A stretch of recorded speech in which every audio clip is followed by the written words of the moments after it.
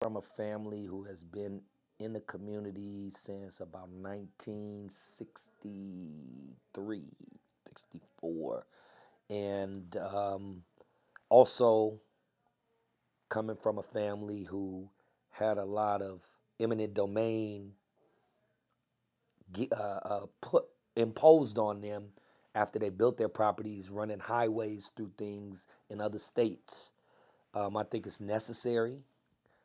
I think that individuals always with other ethnicities, there's always some compensation. There's always discussion. I mean, the Asian community and the Native American community, all of these communities have gotten some reparations. But when it comes to African Americans, a lot of times, they want to think it's just about cutting a check. It's cutting a check.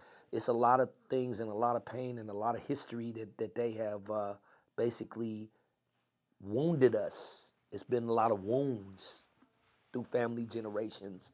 Um, a lot of economic prosperity that has been taken away from us in towns and entrepreneur businesses and things of that nature that literally has been taken away due to taxation, due to some people just robbing people and taking people and bombing and things of that. You know what I'm talking about, with Tulsa and things of that nature.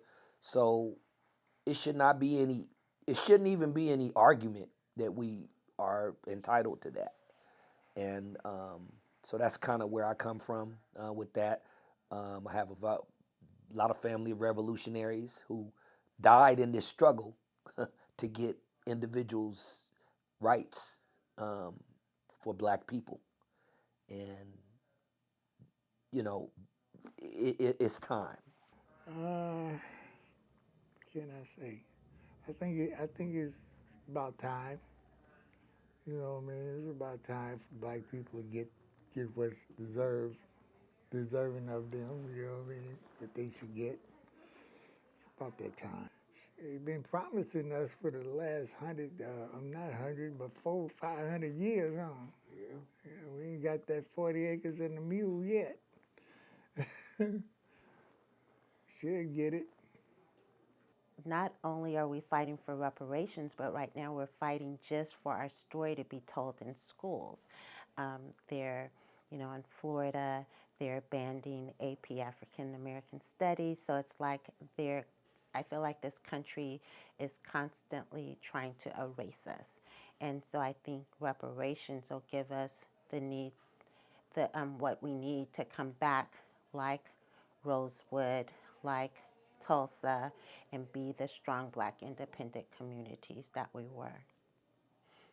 I would love to see our neighborhoods go back to the way they were with businesses, Black owned businesses in the community. I live in the Lakeview area, and we had so many Black owned businesses and just businesses in general. And a lot of those business properties were changed to residential properties.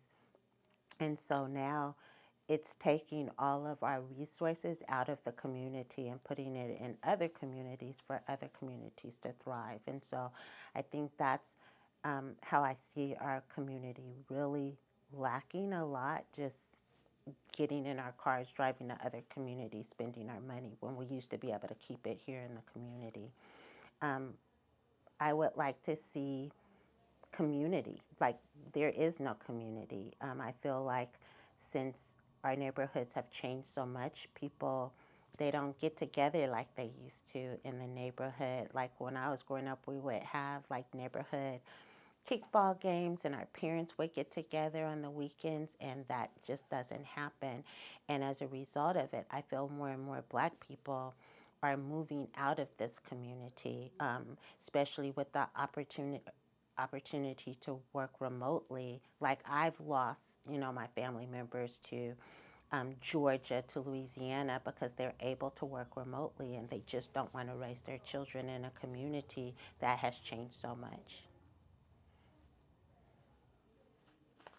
I think we should get it. We deserve it. A lot of black people were moved out of communities that, a lot of black people were moved out of communities and displaced. So I really think that we should get reparations.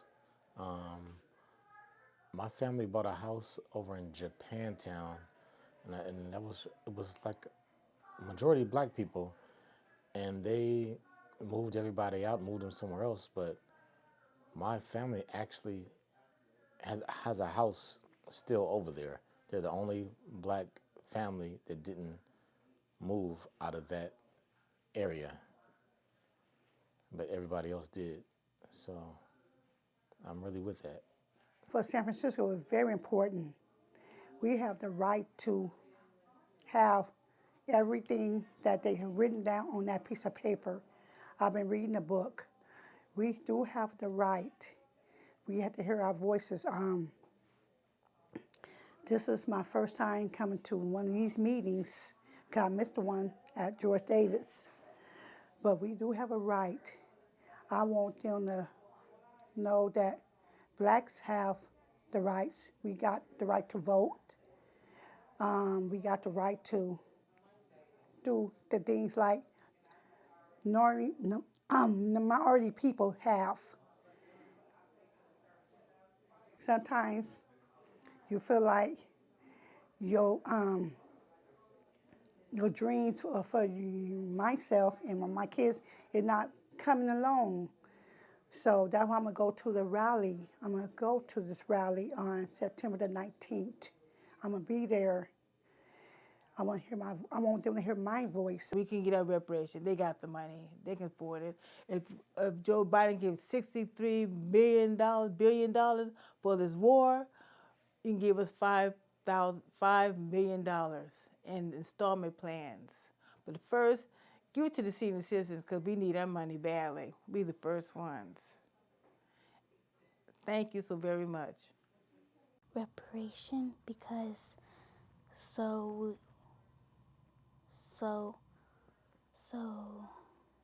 we wouldn't have to be worrying about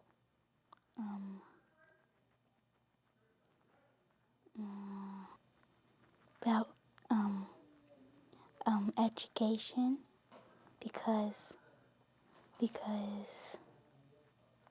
there's some schools that you can't go to because it's like an all-white school or something, and they won't allow you to go there. In some communities you can't live in because they won't allow you to go there. I feel very strongly that Black San Franciscans deserve reparations. We were harmed for a lot of reasons. Housing, it's still hard to buy houses in San Francisco as a Black person. Starting a business. If you're not in the network, you don't know where to get the money, where other people have shared it and they're getting money from the city, the state, and the government, national government. Also, Black San Francisco are a special lot. A lot of us came here from Louisiana or Texas for a better way of life, and then we found a trick bag. Like, it's not overt, but it was always racism here. It was always trying to hold Black people back, including, I'll just jump to 2008 with the housing crisis. A lot of Black people lost homes during 2008, and people want to blame them, and yet the banks got bailed out, but Black people never got bailed out. So we were harmed through the Atlantic slave trade. We were harmed after we migrated here. And then we were harmed while we still try to hang on by our fingertips.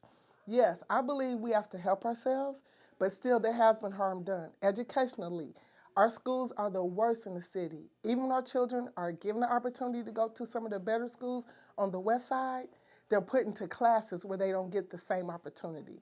They have people even on the school board that said Black families don't care about their children's education. It's always talking bad about Black people. Little have they known, if it wasn't for Black people, a lot of things won't be here. For example, affirmative action was for Black people. Who benefited? White women.